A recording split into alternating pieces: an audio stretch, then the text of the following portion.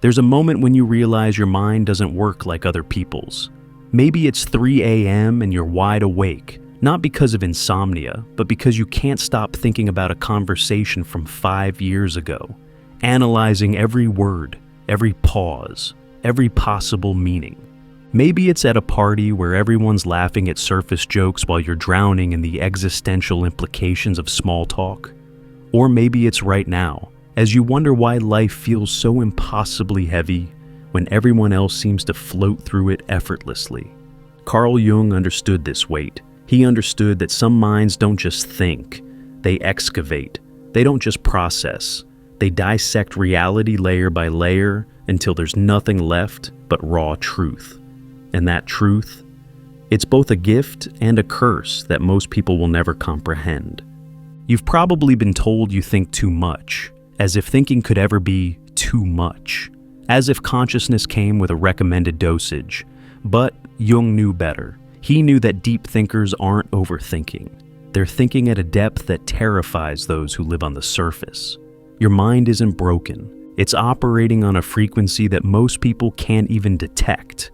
And once you understand what's really happening in that beautiful, complex brain of yours, everything about your exhaustion, your isolation, your inability to just let things go will finally make sense. The pendulum of the mind oscillates between sense and nonsense, not between right and wrong. Jung wrote this because he understood that deep thinkers live in perpetual motion. Your mind doesn't rest. It swings. From profound insight to crippling doubt, from crystal clarity to overwhelming confusion, from feeling like you understand everything to knowing you understand nothing. This isn't instability. It's the price of seeing reality from multiple angles simultaneously. Think about how a simple question affects you.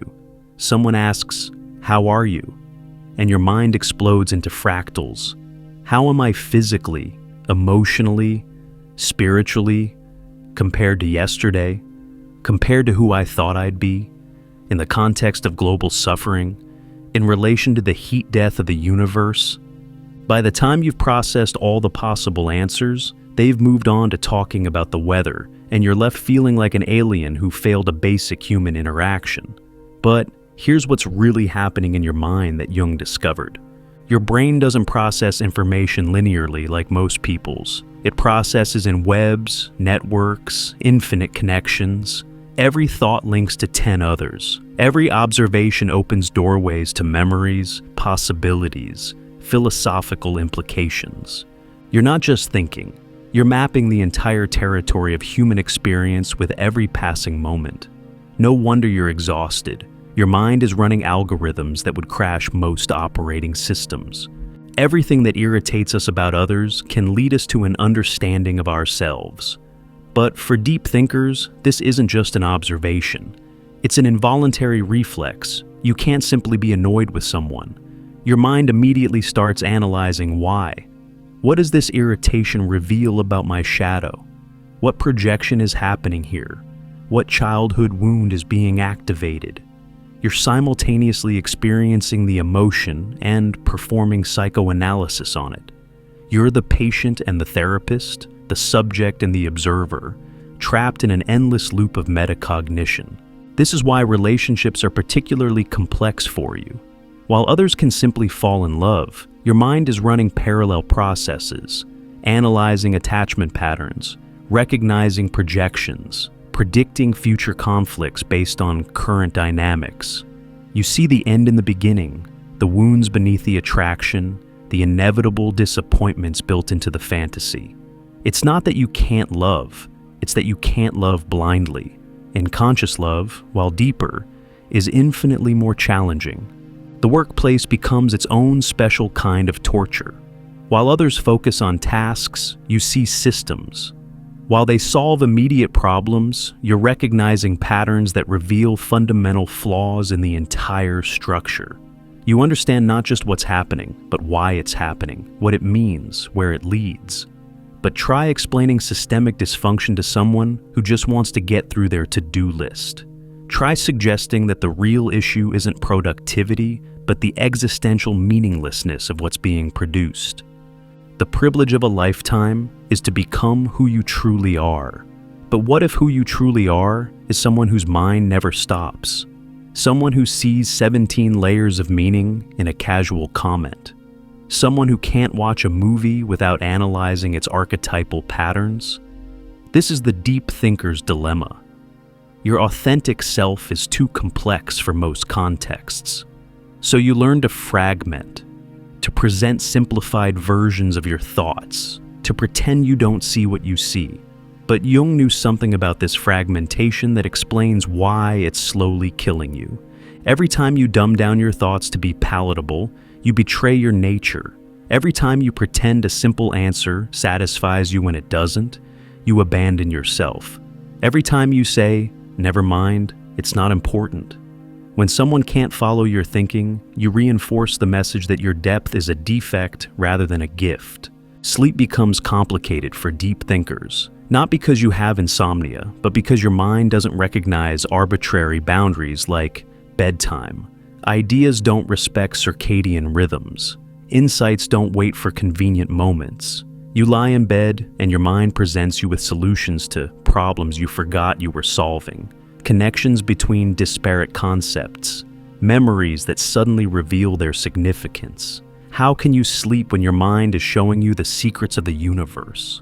Who looks outside, dreams. Who looks inside, awakes. But Jung didn't fully explain what happens when you can't stop looking inside, when introspection becomes compulsive, when self-analysis becomes self-torture, when you're so aware of your own psychological processes that you can't experience anything directly anymore. You're always watching yourself think, analyzing yourself, feeling, observing yourself, living. It's like being trapped in an infinite mirror, reflections reflecting reflections with no original image to be found. This recursive self-awareness creates a unique form of suffering. You're not just sad, you're analyzing why you're sad, while being sad about being sad. You're not just anxious, you're anxious about being anxious, while examining the meta-anxiety of observing your anxiety. Every emotion comes with its own commentary track, analysis, and meta-analysis. You're living life in multiple dimensions simultaneously, and it's exhausting in ways that people who live in single dimensions can't fathom. Social situations become anthropological expeditions. You're not just at the party, you're observing the party, including your own observation of it.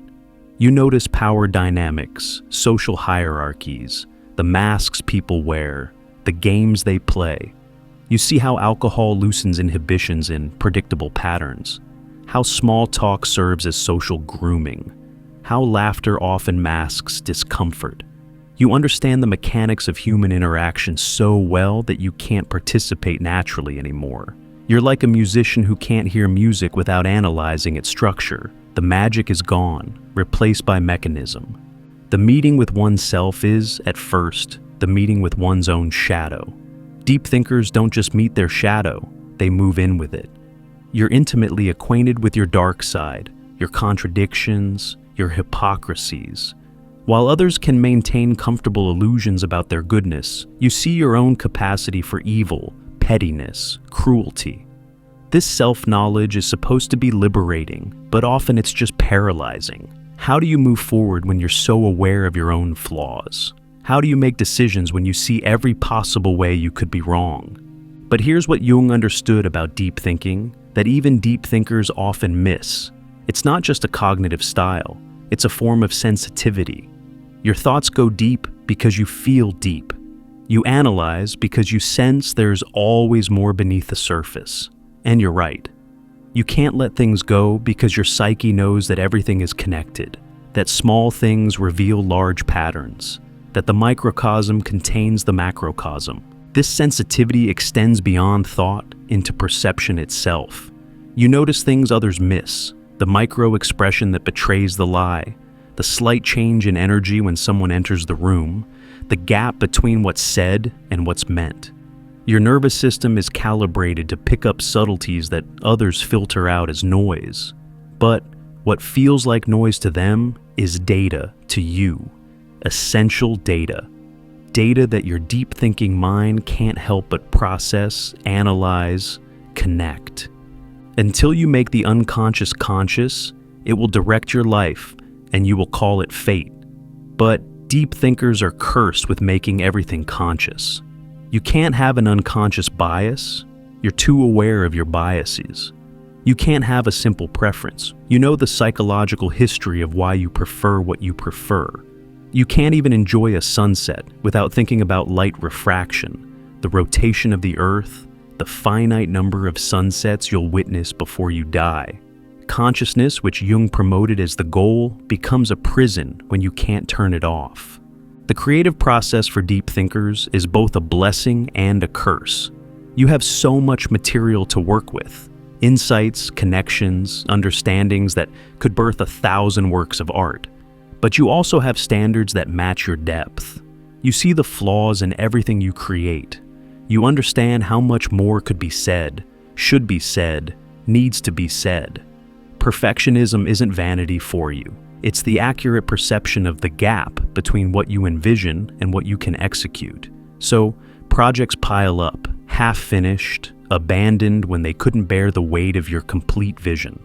Relationships with other deep thinkers are intense. When you find someone who can match your depth, it's intoxicating. Finally, someone who can follow your thoughts without needing a map.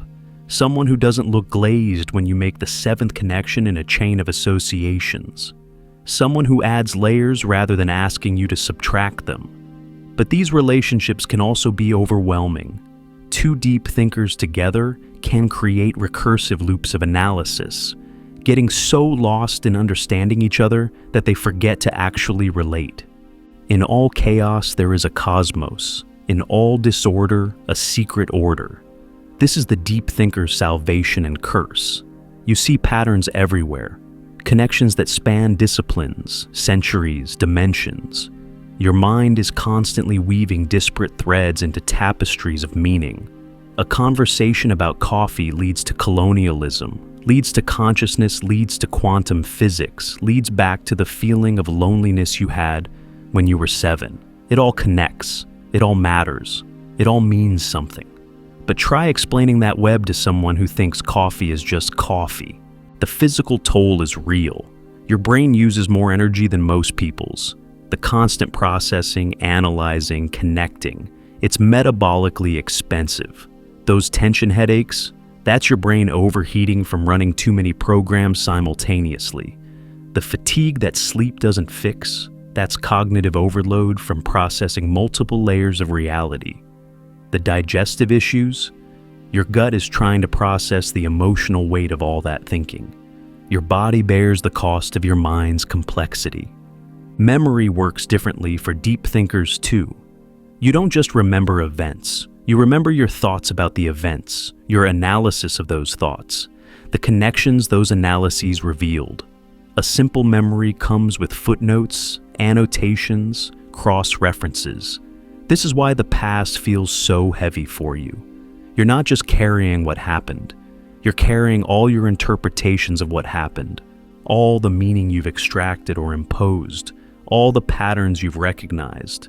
Your memory is a living document that keeps editing itself. The creation of something new is not accomplished by the intellect, but by the play instinct acting from inner necessity. But how do you play when your intellect won't shut off? How do you create from instinct when every instinct gets analyzed before it can act? This is the deep thinker's paradox. You understand the importance of spontaneity, but can't be spontaneous. You know the value of presence, but can't stop analyzing the present. You comprehend the need for simplicity, but can't help complexifying everything you touch. Learning is different for you too. You can't just absorb information. You have to understand it, connect it, integrate it into your existing web of knowledge. A simple fact triggers an avalanche of associations. A new concept reorganizes entire categories of understanding. This is why you might struggle with rote memorization, but excel at synthesis. Why you might fail tests, but write brilliant essays. Your mind doesn't store data. It creates networks, and networks take time to build. The existential weight is perhaps the heaviest burden. Deep thinkers don't just live life, They question it, constantly. Why are we here? What's the point? Is consciousness an accident or a purpose? Is meaning inherent or created? These aren't philosophical exercises for you. They're daily confrontations with the void. While others are worried about their mortgage, you're grappling with mortality. While they're planning vacations, you're pondering the heat death of the universe. Every mundane moment is haunted by ultimate questions. But Jung saw something in deep thinkers that offers hope. He saw that this depth, this complexity, this inability to accept simple answers, it serves a purpose. Deep thinkers are the ones who push consciousness forward, who see what needs to be seen, who ask what needs to be asked, who refuse to accept comfortable lies. Your overthinking isn't a bug, it's a feature that evolution selected for. Because sometimes survival requires seeing beyond the surface. The path forward isn't about thinking less. You can't. It's about finding sustainable ways to think deep, creating boundaries not around your thoughts, but around your energy, learning when to dive deep and when to rest in the shallows, finding others who can swim in your depths without drowning, building a life that honors your complexity rather than punishing it. Jung himself was a deep thinker who found ways to channel his depth constructively. He painted mandalas to give form to formless thoughts. He built a tower where he could think without interruption. He developed active imagination to dialogue with his unconscious. He didn't try to stop being a deep thinker. He found ways to be one without being destroyed by it. Your mind is not too much. It's calibrated for depths that most people never explore. Yes, it's exhausting. Yes, it's isolating. Yes, it makes simple things complicated, but it also makes invisible things visible. It makes connections where others see separation. It finds meaning where others see chaos. It pushes the boundaries of what consciousness can contain. The world needs deep thinkers, even if it doesn't always appreciate them. Needs people who won't accept surface explanations, who can't help but see patterns, who think in networks rather than lines, who question everything, including their own questioning. Your overthinking might be overwhelming, but it's also essential. Someone has to do the deep diving. Someone has to explore the depths. Someone has to think the thoughts that others can't or won't. That someone is you, with all your beautiful, exhausting, isolating, essential depth. Jung would recognize you. He'd understand the burden and the gift of your deep thinking mind. He'd remind you that consciousness is both blessing and curse, but the alternative, unconsciousness, is no longer an option for you. You've eaten from the tree of psychological knowledge. You can't unknow what you know. You can't unthink your thoughts. You can only learn to live with the depth you've been given. So, think deep, think hard, think constantly if you must. But remember, even the deepest ocean has a surface. Even the most complex web has threads. Even the most recursive thought eventually finds its ground. Your depth is real, valuable, necessary. The world might not always understand it, but it needs it. It needs you, thinking your deep thoughts, seeing your deep patterns, refusing to accept shallow answers to profound questions. Jung saw you coming. He prepared the way. Now it's your turn to walk it with all your overthinking, overanalyzing, overprocessing glory. Because in a world that's forgetting how to think at all, your deep thinking isn't too much. It's exactly enough. It's precisely what's needed. It's the gift that feels like a curse, but might just be salvation for yourself, for consciousness, for a world that desperately needs people who can't help but think deeper than the surface allows. Welcome to the depths,